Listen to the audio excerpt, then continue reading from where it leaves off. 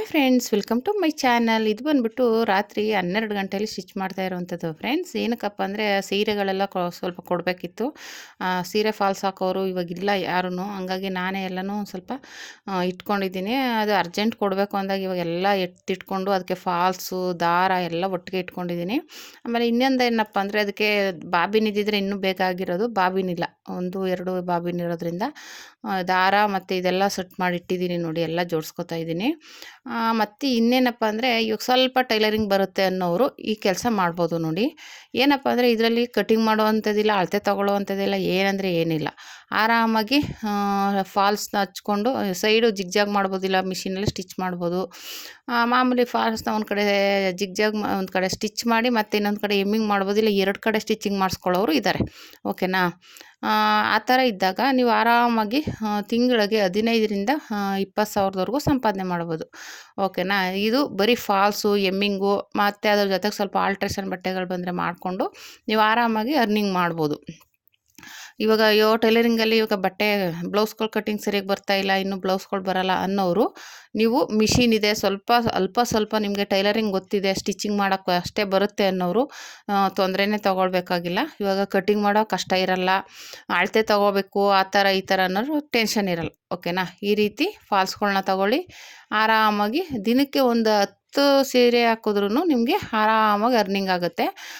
ಎಲ್ಲಪ್ಪ ಕೊಡ್ತಾರೆ, ಅಯ್ಯೋ 10 ಸೀರೆ ಎಲ್ಲಿಂದ ಬರುತ್ತೆ ಹಂಗೆ ಅಂದ್ಕೊಳ್ಳೋಕೆ ಹೋಗಲೇಬಾರ್ದು. ಏನಕ್ಕಪ್ಪ ಅಂದರೆ ನೀವು ಇವಾಗ ಅಕ್ಕಪಕ್ಕ ಅಂಗಡಿಗಳಲ್ಲೆಲ್ಲ ಒಂದು ಸ್ವಲ್ಪ ಓಡಾಡಬೇಕಾಗುತ್ತೆ.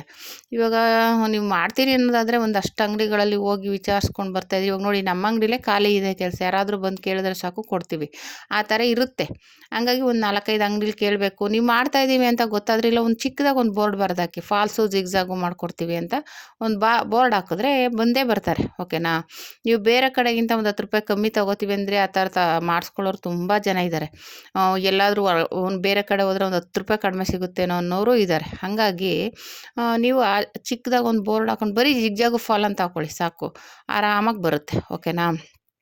ಆರಾಮಾಗಿ ಮಾಡ್ಬೋದು. 10ರಿಂದ 15 ಸಾವಿರ. ನೀವು ಇವಾಗ ಬ್ಲೌಸ್ಗಳಾದರೆ ಸ್ವಲ್ಪ ಹೆಚ್ಚು ಕಮ್ಮಿ ಆದರೆ ಸರಿಯಿಲ್ಲ, ಇದು ಸರಿಯಿಲ್ಲ, ಹಂಗಾಯ್ತು ಹಿಂಗಾಯ್ತು ಅಂದ್ಬಿಟ್ಟು ಇನ್ನೊಂದು ಸಲ ಬರೋದೇ ಇಲ್ಲ ಕಸ್ಟಮರ್, ಒಂಚೂರು ಹೆಚ್ಚು ಕಮ್ಮಿ ಆದರೆ. ಹಂಗಾಗಿ ಇದೇನಿಲ್ಲ. ನೀವು ಆಮೇಲೆ ಅಂಗಡಿಗಳಲ್ಲಾದರೆ ನಿಮ್ಗೆ ಇನ್ನೊಂದು ಬೆನಿಫಿಟ್ ಏನಪ್ಪ ಅಂದರೆ ದಾರ, ಫಾಲ್ಸ್ ಎಲ್ಲ ಅವರೇ ಕೊಡ್ತಾರೆ. ಇಲ್ಲ ನೀವು ಹಾಕ್ತೀವಿ ಅಂದರೆ ಅದ್ರದ್ದು ಅಮೌಂಟು ಕೊಡ್ತಾರೆ. ಓಕೆನಾ? ಹಂಗಾಗಿ ನೀವು ಆರಾಮಾಗಿ ಮಾಡ್ಬೋದು. ಇವಾಗ ಅಕ್ಕಪಕ್ಕದ ಮನೆಯವ್ರಿಗೂ ಫಾಲ್ಸ್ ಅಂತೂ ಹಾಕ್ಕೊಡ್ಬೋದು, ಜಿಗ್ಜಾಗು ಫಾಲ್ಸ್ ಅಂತೂ ಮಾಡ್ಬೋದು. ಜಿಗ್ಜಾಗ್ ಅಂತೂ ಅಂಗಡಿಗಳಲ್ಲೆಲ್ಲ ಮಾಡಿಸ್ತಾರೆ. ಆದರೆ ಹೇಳಿಲ್ವ, ಒಂದು 2-3 ಅಂಗಡಿ ನೋಡ್ಕೊಂಬಿಟ್ರೆ ಅಟ್ಲೀಸ್ಟ್ ಒಂದು ಅಂಗಡಿ ಇಲ್ಲ 2 ಅಂಗಡಿ ನೋಡಿಕೊಂಡ್ರು ನೀವು ಅಕ್ಕಪಕ್ಕದ ಜನಕ್ಕೆ ಒಂದು ಅಂಗಡಿಲಿ ಮಾಡ್ಕೊಳ್ಳೋದಕ್ಕೆ ಆರಾಮಾಗಿ ಆಗುತ್ತೆ. ಓಕೆನಾ? ನಾನು ಆವಾಗ ಮಾಡಬೇಕಾದ್ರೆ ಅಂಗಡಿಲಿ ಬರೀ ಎಮ್ಮಿಂಗ್ ಹುಕ್ಸ್ ಹಾಕ್ತಿದ್ದೆ, ಆದರೆ ಜಿಗ್ಜಾಗ್ ಮಿಷಿನ್ ಇರಲಿಲ್ಲ ನನ್ನ ಹತ್ರ. ಹಾಗಾಗಿ ಆಮೇಲೆ ನನಗೆ 2 ಕಡೆನೂ ಎಮ್ಮಿಂಗ್ ಮಾಡೋಕ್ಕೆ ಕೊಡ್ತಿದ್ರು. ಒಂದು ಅಂಗಡಿಲಿ ಮಾತ್ರ ಒಂದು ಕಡೆ ಸ್ಟಿಚಿಂಗು, ಒಂದು ಕಡೆ ಎಮ್ಮಿಂಗ್ ಕೊಡ್ತಿದ್ರು. ಆ ಥರ ಇತ್ತು. ಜಿಗ್ಜಾಗ್ ಮಾತ್ರ ಇರಲಿಲ್ಲ ನನ್ನ ಹತ್ರ, ಆಮೇಲೆ ತೊಗೊಂಡಿದ್ದು. ಹಂಗೆ ಜಿಗ್ಜಾಗ್ ಮಿಷಿನ್ ಒಂದು ನೀವು ಇಟ್ಕೊಂಬಿಟ್ರೆ ಆರಾಮಾಗಿ ಮಾಡ್ಕೊಬೋದು ನೋಡಿ. ಇದ್ರಲ್ಲಿ ಮಾಡ್ಬೋದು. ಹೇಳ್ದಾಗ ಇದರಲ್ಲಿ ಏನು ಟೈಲರಿಂಗ್ ಅಷ್ಟು ಜಾಸ್ತಿ ಗೊತ್ತಿಲ್ಲ ಅನ್ನೋರು ಈ ಥರ ಮಾಡ್ಬೋದು. ಇನ್ನು ಕುಚ್ಚು ಹಾಕ್ಬೋದು. ಕುಚ್ಚುದು ಅಷ್ಟೇ, ನೀವೇನು ಜಾಸ್ತಿ ಕಲಿಬೇಕಾಗಿಲ್ಲ. ಬೇಬಿ ಕುಚ್ಚು, ಆ ಬೇಬಿ ಕುಚ್ಚಲ್ಲಿ ಸ್ವಲ್ಪ ಬೀಡ್ಸ್ ಹಾಕೊಳ್ಳೋದು ಕಲ್ತ್ಕೊಂಡ್ಬಿಟ್ರೆ ನೀವು ಆರಾಮಾಗಿ ಮಾಡ್ಬೋದು. ಇದು ನನಗೆ ತಿಳಿದಿರೋರು ಒಬ್ಬರು ಒಂದು ದಿನಕ್ಕಿಲ್ಲ ಅಂದರೂ 4-5 ಸೀರೆ ಮಾಡ್ತಾರೆ. ಪಾಪ ಅದು ಮನೆ ಕೆಲಸ ಎಲ್ಲ ಮಾಡಿಕೊಂಡು, ಮನೇಲೊಂದು ಹ್ಯಾಂಡಿಕ್ಯಾಪ್ ಮಗು ಇದೆ, ಅದು ನೋಡಿಕೊಂಡು ಮಾಡ್ತಾರೆ. ಅವ್ರನ್ನ ನೋಡಿದ್ರೆ ನನಗೊಂಥರ ಇನ್ಸ್ಪೈರ್ ಆಗುತ್ತೆ. ನಾವು ಮಾಡೋದು ಏನು, ಆ ಮಗುನ ನೋಡಿಕೊಂಡು ಅವರು ಮನೆ ಕೆಲಸ ಮಾಡಿಕೊಂಡು 4-5 ಸೀರೆ ಅರ್ಜೆಂಟ್ ಇದ್ಬಿಟ್ರೆ ಅಂತೂ ಫಾಸ್ಟಾಗಿ 5 ಗಂಟೆಗೆಲ್ಲ ಎದ್ದು 4 ಗಂಟೆಗೆಲ್ಲ ಎದ್ದು ಮಾಡ್ತಾರೆ. ಅವ್ರು ಹೇಳಿದ ತಕ್ಷಣವೇ ನಾವಿವಾಗ ಬ್ಲೌಸ್ಗಳು ಯಾವ ರೀತಿ ಕೊಡ್ತೀವೋ ಸೇಮ್ ಅದೇ ರೀತಿಯೇ ಮಾಡಿಕೊಡ್ತಾರೆ. ಅವರು 2-3 ಅಂಗಡಿ ಮಾಡ್ತಾರೆ. ಹಂಗಾಗಿ ಅಂದರೆ ಅವ್ರು ಕ್ರೋಶೋದೆಲ್ಲ ಬರೋಲ್ಲ ಅವ್ರಿಗೆ. ಮಾಮೂಲಿ ನಾನು ಹೇಳ್ತಾ ಇರೋದು ಬೇಬಿ ಕುಚ್ಚು, ಅದಕ್ಕೆ ಒಂದೊಂದು ಬೀಡ್ಸ್ ಹಾಕೋದು, ಆ ಥರದ್ದು ನೀವು ಒಂದು ಅಂಗಡಿ ಇಟ್ಕೊಂಬಿಟ್ರೆ ಸಾಕು. ಚೆನ್ನಾಗಿರೋ ಅಂಗಡಿ ಒಂದು ಇಟ್ಕೊಂಬಿಟ್ರೆ ನೀವು ಆರಾಮಾಗಿ ಅರ್ನಿಂಗ್ ಮಾಡ್ಬೋದು ನೋಡಿ. ಅಯ್ಯೋ ಟೈಲರಿಂಗ್ ಸ್ವಲ್ಪ ಬರುತ್ತೆ, ಇವಾಗ ಬ್ಲೌಸ್ಗಳು ಬರೋಲ್ಲ ಅನ್ನೋರೇ ತುಂಬ ಜನ ಇದ್ದಾರೆ. ಇವಾಗ ಕಲ್ತಿರ್ತಾರೆ, ಬ್ಲೌಸ್ಗಳೇ ಬರೋಲ್ಲ ಅಂತ ಪೇಚಾಡೋ ಬದಲು ಈ ಥರ ಮಾಡಬೇಕು. ಅಯ್ಯೋ ಸುಮ್ಮನೆ ಮನೇಲೇ ಕೂತ್ಕೊಂಡು ಬರಲ್ಲ ಅಂದರೆ ಬರೋದಿಲ್ಲ ಕೆಲಸ. ನೀವು 1-2 ಕಡೆ ಅಂಗಡಿಗಳಲ್ಲಿ ಹೋಗಿ ವಿಚಾರಿಸ್ಕೊಂಡು, ಇಲ್ಲ ಜಿಗ್ಜಾಗು ಫಾಲ್ಸ್ ಕೊಡಿ, ಇಲ್ಲ ಎಮ್ಮಿಂಗ್ ಹುಕ್ಸ್ ಕೊಡಿ, ಏನಾದರೂ ಒಂದೊಂದು ಕೊಟ್ಟರೆ ಒಂದೊಂದು ಅಂಗಡಿಲಿ ಏನು ಮಾಡ್ತಾರೆ ಅಂದರೆ, ಇವಾಗ ಹಬ್ಬಗಳಲ್ಲಿ ಒಬ್ಬರಿದ್ದರೆ ಅವರೇನಾದರೂ ರಜೆ ಹಾಕಿದ್ರೆ ಇರಲಿ ಅಂದ್ಬಿಟ್ಟು ಇನ್ನೊಬ್ರಿಗೂ ಕೊಡ್ತಾರೆ ಕೆಲಸನ. ಆಯಿತು ನೀವು ಸೀರೆಗಳು ಮಾಡಿ, ಇಲ್ಲ ಎಮ್ಮಿಂಗ್ ಉಗ್ಸೋಕ್ಕೆ ಆ ಥರ ಏನಾದರೂ ಒಂದು ಕೆಲಸ ಕೊಟ್ಟೇ ಕೊಡ್ತಾರೆ, ಸಿಗುತ್ತೆ. ಆದರೆ ಒಂದು 2, 3 ಅಂಗಡಿ ಅಲಿಬೇಕು. ನೀವು ನಿಮ್ಮ ಅಕ್ಕಪಕ್ಕ ಅಂಗಡಿಗಳು ಅಲ್ಲೆಲ್ಲ ಹೋಗಿ ನೀವು ಕೇಳ್ತಾ ಇದ್ದರೆ, ಅಕಸ್ಮಾತ್ ಇವಾಗ ನಂಬರ್ ಕೊಟ್ಟು ಬಂದರೆ ಇದ್ದರೆ ಕೆಲಸ ಇದ್ದರೆ ಹೇಳ್ತಾರೆ ಆ ಥರ. ಹಂಗಾಗಿ ಆ ಥರ ನಾನು ಮಾಡಿದ್ದೀನಿ, ಅದಕ್ಕೋಸ್ಕರನೇ ನಾನು ಹೇಳ್ತಾ ಇರೋದು. ಆದರೆ ನಾನು ಎಮ್ಮಿಂಗು ಫಾಲ್ಸು ಉಕ್ಸ್ ಹಾಕ್ಕೊಂಡೆ ಇವತ್ತು. ಇವಾಗ ನಾನೇ ಒಬ್ರು ಕೆಲಸ ಕೊಡೋ ಥರ ಇದ್ದೀನಿ ಅಂದರೆ ಅದೊಂದು ಹೆಮ್ಮೆ ಅನಿಸುತ್ತೆ ನನಗೆ.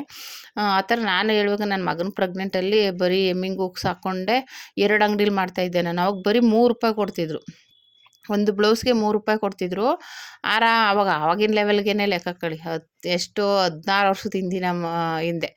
ಈಗೇನಿಲ್ಲ, ಈ ಒಂದು ಬ್ಲೌಸ್ಗೆ 20 ಇಲ್ಲ ₹25 ಸಿಗುತ್ತೆ, ನಿಮ್ಗೆ ಆರಾಮಾಗಿ ಮಾಡ್ಬೋದು.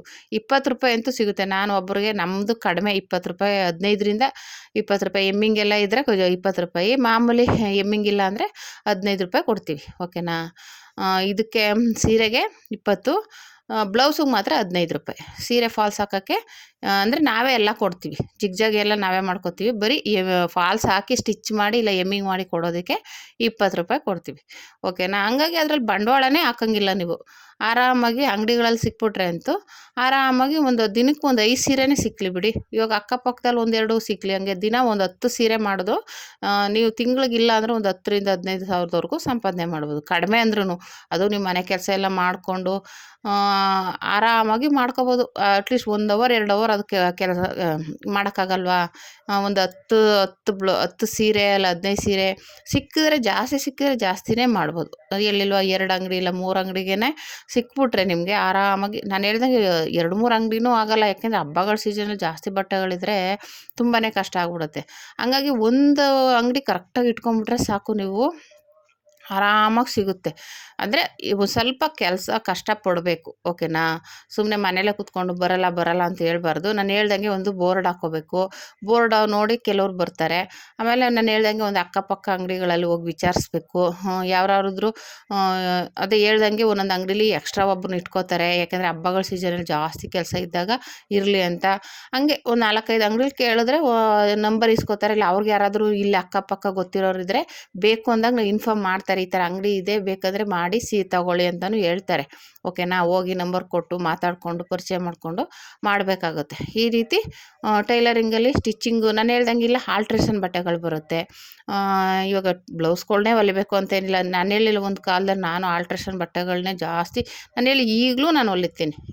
ನಮ್ಮ ರೆಗ್ಯುಲರ್ ಕಸ್ಟಮರ್ದು ಆಲ್ಟ್ರೇಷನ್ ಬಟ್ಟೆಗಳು ಅಂದರೆ ಹೊಸ ಟಾಪ್ಗಳು, ನೈಟಿಗಳು, ಪೆಟ್ಟಿಕೋಟ್ಗಳು, ಅದಂತೂ ಇವಾಗ ಹೊಸದು ತಗೊಬಂದರೆ ಕೆಲವೊಂದು ದೊಡ್ಡದಿದ್ದರೆ ಆಲ್ಟ್ರೇಷನ್ ಮಾಡಿಸ್ಕೋತಾರೆ. ಇವಾಗ ನೈಟಿಗಳಂತೂ ಉದ್ದ ಇರುತ್ತೆ, ಕೆಳಗಡೆ ಫೋಲ್ಡ್ ಮಾಡಬೇಕು, ಆಮೇಲೆ ಮತ್ತೆ ಸುತ್ತ ಸ್ಟಿಚ್ಚಿಂಗ್ ಹಾಕಬೇಕು, ಸ್ವಲ್ಪ ಹಿಡಿಬೇಕು, ಆ ಥರ ಎಲ್ಲ ಇರುತ್ತೆ. ಓಕೆನಾ. ಹಂಗಾಗಿ ನೀವು ಆರಾಮಾಗಿ ಅರ್ನಿಂಗ್ ಮಾಡ್ಬೋದು. ಟೈಲರಿಂಗಲ್ಲಿ ಬರೀ ಬ್ಲೌಸ್ ಹೊಲಿಯೋದೇ ಒಂದು ಇದಲ್ಲ. ಈ ಥರ ಇನ್ನೂ ಬೇರೆ ಬೇರೆ ಹೇಳ್ದಂಗೆ ಕುಚ್ಚು ಹಾಕೋದು, ಸ್ಟಿಚ್ಚಿಂಗ್ ಮಾಡೋದು, ಆಲ್ಟ್ರೇಷನ್ ಬಟ್ಟೆಗಳು ಸ್ಟಿಚ್ ಮಾಡೋದು, ಆಮೇಲೆ ಪೆಟಿಕೋಟು ಹೊಲಿಬೋದು ನೀವು. ಓಕೆನಾ.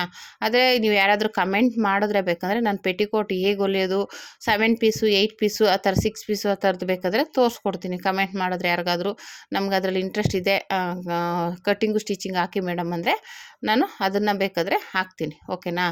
ಹಂಗಾಗಿ ಆ ಥರದ್ದು ಟೈಲರಿಂಗ್ ಅಂದರೆ ಬರೀ ಇದೊಂದೇ ಅಲ್ಲ. ಆಮೇಲೆ ಟೈಲರಿಂಗ್ ಸ್ವಲ್ಪ ಗೊತ್ತಿದ್ದರೆ ತುಂಬಾ ಒಳ್ಳೆಯದು.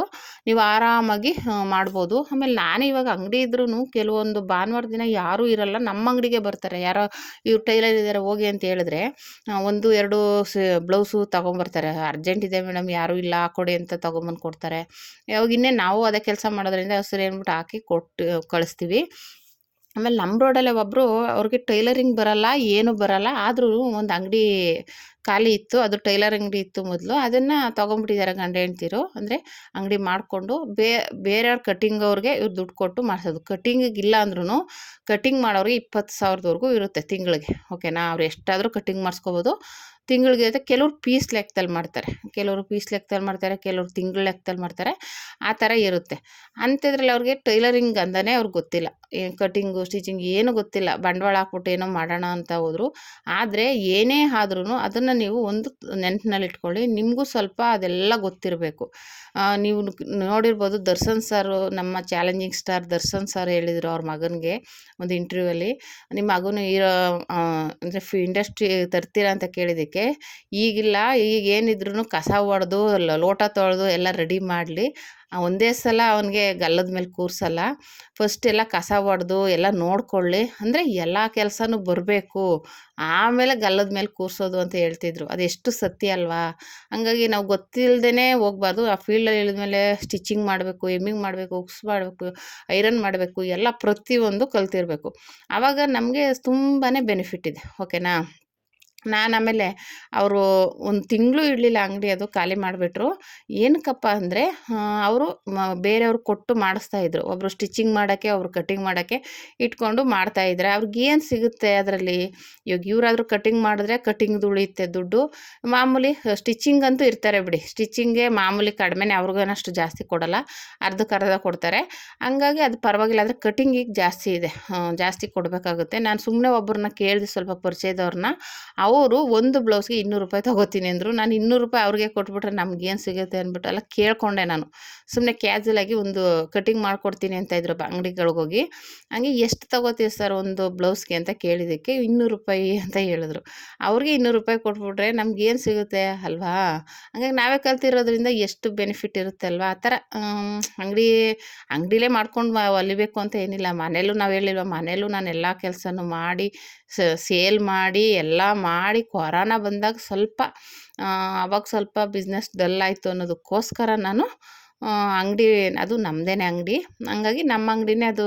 ಚಿಕ್ಕ ಅಂಗಡಿ ಆದರೂ ಇರಲಿ ಬಿಡು, ಒಂದು ಸ್ವಲ್ಪ ರೋಡ್ ಸೈಡಲ್ಲೆಲ್ಲ ಜನ ಓಡಾಡೋರ್ಗೆ ಗೊತ್ತಾಗುತ್ತೆ, ಇದು ಮನೆ ಒಳಗಡೆ ರೆಗ್ಯುಲರಾಗಿ ಗೊತ್ತಾಗಿತ್ತು, ಅಂಗಡಿ ಸ್ವಲ್ಪ ಗೊತ್ತಾಗುತ್ತೆ ಅಂದ್ಬಿಟ್ಟು ಮಾಡ್ಕೊಂಡಿದ್ದು. ಹಾಗಾಗಿ ನೀವು ಅಷ್ಟೇ ಹಿಂಗೆ ಟೈಲರಿಂಗ್ ಎಲ್ಲನೂ ಕಲ್ತಿದ್ರೆ ಯಾವತ್ತಾದ್ರೂ ಒಂದಿನ ಏನಾದರೂ ಒಂದು ಮಾಡ್ಬೋದು ಸಾಧನೆನ. ಇಲ್ಲ ಅಯ್ಯೋ ಬರಲ್ಲ ಅಂತ ಕೂತ್ಕೊಂಡಿದ್ರೆ ಏನೂ ಮಾಡೋಕ್ಕಾಗೋದಿಲ್ಲ, ಆಯಿತಾ. ನಾನು ಹೇಳ್ದಂಗೆ ಎಲ್ಲನೂ ಕಲ್ತ್ಕೊಂಡಿರಬೇಕು. ಇವಾಗ ಯಾರಾದರೂ ಒಬ್ರು ಬಂದಿಲ್ಲ ಅಂದರೆ ಇವಾಗ ಆಲ್ಟ್ರೇಷನ್ ಬಟ್ಟೆಗಳ್ನೂ ಮಾಡಿಕೊಡ್ಬೇಕು, ಇವತ್ತು ಫಾಲ್ಸ್ ಹಾಕಬೇಕು, ಇಲ್ಲ ಎಮ್ಮಿಂಗ್ ಹಾಕಬೇಕು, ಕುಚ್ಚು ಕಲ್ತ್ಕೊಂಬಿಟ್ರೆ ನಾನು ಹೇಳ್ದಂಗೆ ಅದೂ ಒಳ್ಳೆಯದೇ. ಓಕೆನಾ. ಕುಚ್ಚಿಗೂ ಇಲ್ಲ ಅಂದ್ರೂ ನಾನು ಹೇಳ್ದಂಗೆ ಅವ್ರು 4-5 ಸೀರೆಗಳು ಹಾಕ್ತಾರೆ ಅಂದರೆ ಅವ್ರು ಯಾವ ರೀತಿ ಮಾಡ್ಬೋದು ಅಲ್ವಾ. ನೀವು ಅಟ್ಲೀಸ್ಟ್ 1 ಸೀರೆ 2 ಸೀರೆ ಮಾಡಿಕೊಂಡ್ರು ಸಾಕು, ಆ ರೀತಿ ಮಾಡ್ಕೋಬೋದು. ಅದೂ ಏನಿಲ್ಲ, ಬೇಬಿ ಕುಚ್ಚು. ನಾನು ಬೇಕಾದ್ರೆ ಕಮೆಂಟ್ ಮಾಡಿ, ಯಾರಾದರೂ ನಿಮ್ಗೆ ಇಂಟ್ರೆಸ್ಟ್ ಇದ್ದರೆ. ಬೇಬಿ ಕುಚ್ಚಂತೂ ಹಾಕ್ತೀನಿ ನಾನು, ಬೇರೆದೆಲ್ಲ ಅಷ್ಟು ಇಂಟ್ರೆಸ್ಟ್ ಅಂದರೆ ನಾನು ಕಲಿಯಲಿಲ್ಲ. ನಾನು ಎಮರ್ಜೆನ್ಸಿಗೆ ನಾನೇ ಹಾಕಿದ್ದು, ಅದು ಯಾರಿಗೋ ಒಬ್ರು ಕೊಟ್ಟಿದ್ದೆ, ಅವರು ಹಾಕ್ಕೊಟ್ಟಿಲ್ಲ ಟೈಮ್ಗೆ, ಮತ್ತೆ ವಾಪಸ್ ಹಾಗೆ ಕೊಟ್ಟರು, 1 ತಿಂಗಳು ಇಟ್ಕೊಂಡು ಕೊಟ್ಟರು. ಮತ್ತೆ ಅವಾಗ ಅವರು ಬೇರೆಯವ್ರಿಗೆ ವಾಪಸ್ ಕೊಡಬೇಕಲ್ಲ ಅನ್ನೋದಕ್ಕೋಸ್ಕರ ನಾನು ಬೇಬಿ ಕುಚ್ಚನ್ನ ನಾನೇ ಹಾಕೋಕ್ಕೆ ಸ್ಟಾರ್ಟ್ ಮಾಡಿದೆ. ಅಂದರೆ ಆಗಲ್ಲ, ಟೈಮ್ ಅಡ್ಜಸ್ಟ್ ಆಗಲ್ಲ ನನಗೆ ಈ ಕೆಲಸಗಳ ಮಧ್ಯೆ ಕುಚ್ಚು ಕಟ್ಟೋಕ್ಕಾಗಲ್ಲ. ಆದರೆ ಬೇಕು ಅಂದರೆ ಬೇಬಿ ಕುಚ್ಚು ಹಾಕೋದು ಅಂತ ತೋರಿಸ್ಕೊಡ್ತೀನಿ. ಯಾರಾದರೂ ಬೇಕು ಅಂದರೆ ಕಮೆಂಟ್ ಮಾಡಿ. ನಾನು ಈ ವಿಡಿಯೋ ನೋಡಿ ಏನಾದರೂ ನೋಡಿದರೆ ಕಮೆಂಟ್ ಮಾಡಿದ್ರೆ, ಬೇಕು ಅಂದರೆ ನಾನು ಕುಚ್ಚು ಹಾಕೋದು ತೋರಿಸ್ಕೊಡ್ತೀನಿ. ಓಕೆನಾ. ಈ ರೀತಿ ಕೆಲಸ ಇಲ್ಲ ಅಂತ ಇದು ಮಾಡಿಕೊಂಡು ತಲೆ ಕೆಡ್ಸ್ಕೊಳಕ್ಕೆ ಹೋಗ್ಬಾರ್ದು. ನಮ್ಗೆ ಯಾವ ಕೆಲಸ ಸಿಗುತ್ತೆ ಅದನ್ನೇ ಮಾಡ್ತಾಯಿದ್ರೆ ಆಮೇಲೆ ಹಾಗೆ ಮಾಡ್ಕೊಂಡು ನಮ್ಮದಂತೂ ಅದೇ ರೀತಿಯೇ ಆಗಿರೋದು. ನಾನೇನು ಒಂದೇ ಸಲ ಇವಾಗ ಇಷ್ಟೊಂದು ಬ್ಲೌಸ್ಗಳು ಸ್ಟಿಚ್ ಮಾಡ್ತೀನಿ ಅಂದರೆ, ಇವಾಗ ಈ ಲೆವೆಲ್ಗೆ ಇವಾಗ ಡಿಸೈನ್ ಬ್ಲೌಸ್ ಆಗಲಿ ಯಾವ ಬ್ಲೌಸ್ ಆದರೂ ಹೊಲಿತೀನಿ. ಆದರೆ ಮೊದಲು ನಾನು ಆಲ್ಟ್ರೇಷನ್ ಬಟ್ಟೆಗಳೇ ಜಾಸ್ತಿ ಮಾಡ್ತಾಯಿದ್ದೆ, ಬ್ಲೌಸ್ಗಳು ಜಾಸ್ತಿ ಬರ್ತಿರಲಿಲ್ಲ. ಆಮೇಲೆ ಬ್ಲೌಸ್ಗಳು ಬಟ್ಟೆಗಳು ಜಾಸ್ತಿ ಬರೋಕ್ಕೆ ಸ್ಟಾರ್ಟ್ ಆಗಿದ್ದು. ಈಗ ಅಂತೂ ಟೈಮೇ ಇರಲ್ಲ, ಅಷ್ಟು ಬಟ್ಟೆಗಳು ಇದು ಬರ್ತಾನೆ ಇರ್ತವೆ. ನೀವು ಈ ರೀತಿ ಮಾಡಬೇಕು ಅಂದರೆ ಒಂದೊಂದು ಮೆಟ್ಲೆ ಹತ್ತಬೇಕು. ಓಕೆನಾ. ಒಂದೇ ಸಲ ಆಗ್ಬಿಡಲ್ಲ. ಇವಾಗ ಟೈಲರಿಂಗಲ್ಲಿ ಬಟ್ಟೆಗಳು ಬರ್ತಾ ಇಲ್ಲ ಅಂತಂದರೆ ತಲೆ ಕೆಡಿಸ್ಕೊಬೇಡಿ. ನೀವು ಆರಾಮಾಗಿ ಬಂದಿರೋ ಬಟ್ಟೆಗಳನ್ನ ಹೊಲ್ಕೊಂಡೋಗಿ ಒಂದು ಬೋರ್ಡ್ ಹಾಕ್ಕೊಳ್ಳಿ. ಆವಾಗ ನೀವು ಜಿಗ್ಜಾಗು ಫಾಲ್ ಮಾಡ್ತೀರಿ ಅಂದರೆ ಅವ್ರು ಕೇಳ್ತಾರೆ, ಹೊಸ ನೈಟಿಗಳಿದೆ, ಪೆಟಿಕೋಟ್ ಇದೆ, ಸ್ಟಿಚಿಂಗ್ ಮಾಡಿಕೊಡ್ತೀರಾ ಅಂತ. ಬೇರೆ ಕಡೆ ಎಲ್ಲ 50 ರೂಪಾಯಿ ಇದೆ, ನೀವು 30 ರೂಪಾಯಿ ತೊಗೊಳ್ಳಿ, ನಿಮ್ಗೆ ಆರಾಮಾಗಿ ಸಿಗುತ್ತೆ. ಫಾಲ್ಸ್ಗೂ ಅಷ್ಟೇ, ಬೇರೆ ಕಡೆ ಎಲ್ಲ 80-100 ರೂಪಾಯಿ ಎಲ್ಲ ಇದೆ. ನೀವು ಬರೀ ಒಂದು 50 ರೂಪಾಯಿ ತೊಗೊಂಡು ಮಾಡಿಕೊಡಿ, ಆರಾಮಾಗಿ ಆಗುತ್ತೆ. ಓಕೆನಾ. ಈ ರೀತಿ ಮಾಡಿ ಅಂತ ನಾನು ಹೇಳ್ತೀನಿ ನೋಡಿ. ಇದೆಲ್ಲ ಒಟ್ಟು ನಾನು ಎಷ್ಟು ಸೀರೆ ಫಾಲ್ ಹಾಕಿದೆ ಅಂದರೆ ಟೋಟಲ್ಲು 16 ಸೀರೆಗಳು ಫಾಲ್ ಹಾಕಿದೆ. ಅಂದರೆ ಅರ್ಜೆಂಟ್ ಇರೋದು ಇನ್ನೂ ಒಂದು ಸೀರೆ ಮಾಡಬೇಕು. ಅದೂ ನೆನಪು ಬರಲಿಲ್ಲ ನನಗೆ ಅದು. ಹಂಗಾಗಿ ಅದು ಫಾಲ್ಸ್ ಇರಲಿಲ್ಲ, ಫಾಲ್ಸ್ ತೊಗೊಬಂದು ಕವರಲ್ಲೇ ಇಟ್ಬಿಟ್ಟಿದ್ದೆ. ಈ ಸೀರೆಗಳ್ದೆಲ್ಲ ಮ್ಯಾಚ್ ಮಾಡಿ ಇಟ್ಟಿದ್ದೆ. ಇದರಲ್ಲಿ ಆಮೇಲೆ ಫಾಲು ಇವಾಗೆಲ್ಲ ಸ್ಟಿಚ್ಚಿಂಗ್ ಕೆಲವೊಂದು ಅದರಲ್ಲೇ ಸ್ಟಿಚ್ ಮಾಡಿದ್ದೀನಿ, ಕೆಲವೊಂದು ಎಮ್ಮಿಂಗ್ ಮಾಡಬೇಕು ಆ ಥರ ಇದೆ. ಇನ್ನು ಮಾಮೂಲಿ ಅದೆಲ್ಲ ರೆಡಿ ಮಾಡಿ ಇಟ್ಕೊಂಬಿಟ್ರೆ ಆಮೇಲೆ ಜಿಗ್ಜಾಗ್ ಮಾಡಿ ಮಾಮೂಲಿ ಎಮ್ಮಿಂಗ್ ಮಾಡೋದು ಎಮ್ಮಿಂಗ್ ಮಾಡಿಬಿಟ್ಟು ಕೊಡ್ಬೋದು. ಓಕೆನಾ. ನೋಡಿ ಎಲ್ಲ ರೆಡಿ ಆಯಿತು. ಎಲ್ಲ ಫೋಲ್ಡ್ ಮಾಡಿ ಎತ್ತಿಕ್ಬಿಟ್ಟು ನಾನು ಹೇಳ್ದಂಗೆ ಎಮ್ಮಿಂಗ್ ಮಾಡೋದೆಲ್ಲ ಎಮ್ಮಿಂಗ್ ಮಾಡಬೇಕು. ಕೆಲವು ಸ್ಟಿಚಿಂಗ್ ಮಾಡೋದೇನಿಲ್ಲ, ಕೆಲವ್ರು ಅವರೇ ಸ್ಟಿಚಿಂಗ್ ಮಾಡಿಕೊಟ್ಬಿಟ್ಟು 2 ಕಡೆ ನಮಗೇನು ಬೇಡ ಮಿಷಿನೆಲ್ಲ ಸ್ಟಿಚ್ ಮಾಡಿಬಿಡಿ ಅಂತಾರೆ. ಕೆಲವ್ರಿಗೆ ಜಿಗ್ಜಾಗೇ ಬೇಕು ಅನ್ನೋರಿಗೆ ಏನೂ ಮಾಡೋಕ್ಕಾಗಲ್ಲ, ಜಿಗ್ಜಾಗ್ ಮಾಡಬೇಕು ಮತ್ತು ಎಮ್ಮಿಂಗು ಮಾಡಬೇಕಾಗುತ್ತೆ. ಆ ಥರ ಕಸ್ಟಮರ್ಸ್ಗಳು ಇರ್ತಾರೆ. ಓಕೆನಾ. ಏನು ಮಾಡೋಕ್ಕಾಗಲ್ಲ, ನಾವು ಎಲ್ಲದಕ್ಕೂ ಅಡ್ಜಸ್ಟ್ ಆಗಿ ಮಾಡಬೇಕಾಗುತ್ತೆ. ಹಾಗಾಗಿ ಇವ್ರು ನಾಳೆನೇ ಬೇಕು ಅಂತ ಒಂದಷ್ಟು 2-3 ಸೇರೆ ಇದು ಸುಮಾರು 4-5 ಜನದ್ದು ಇದು ಬಟ್ಟೆಗಳು. ಹಂಗಾಗಿ ಎಲ್ಲನೂ ನೀಟಾಗಿ ರೆಡಿ ಮಾಡಿದೆ. ಈ ರೀತಿ ನೀವೂ ಅಯ್ಯೋ ಟೈಲರಿಂಗ್ ಕೆಲಸ ಕಲ್ತಿದ್ದೀವಿ, ಏನು ಕೆಲಸ ಬರ್ತಾಯಿಲ್ಲ ಅಂತ ತಲೆ ಕೆಡಿಸ್ಕೊಬೇಡಿ. ನಾನು ಹೇಳ್ದಂಗೆ ಈ ಥರ ಫಾಲ್ಸ್ ಹಾಕೋದಾಗಲಿ, ಎಮ್ಮಿಂಗ್ ಹುಕ್ಸ್ ಹಾಕೋದಾಗಲಿ, ಇಲ್ಲ ಪೆಟಿಕೋಟು ನೈಟೀಸು ಸ್ಟಿಚ್ ಮಾಡೋದಾಗಲಿ, ಯಾವ ಕೆಲಸ ಸಿಕ್ಕಿದ್ರೂ ಮಾಡಿ. ಓಕೆನಾ. ಆಮೇಲೆ ಹಂಗೆ ಮಾಡ್ತಾ ನೀವು ಬ್ಲೌಸ್ ಸ್ಟಿಚ್ ಮಾಡಿದ್ರೆ ಮಾಡ್ತಾಯಿದ್ದೀನಿ ಅಂತ ಹೇಳಿದ್ರೆ ಕಸ್ಟಮರ್ ಬಂದೇ ಬರ್ತಾರೆ. ಓಕೆನಾ ಫ್ರೆಂಡ್ಸ್.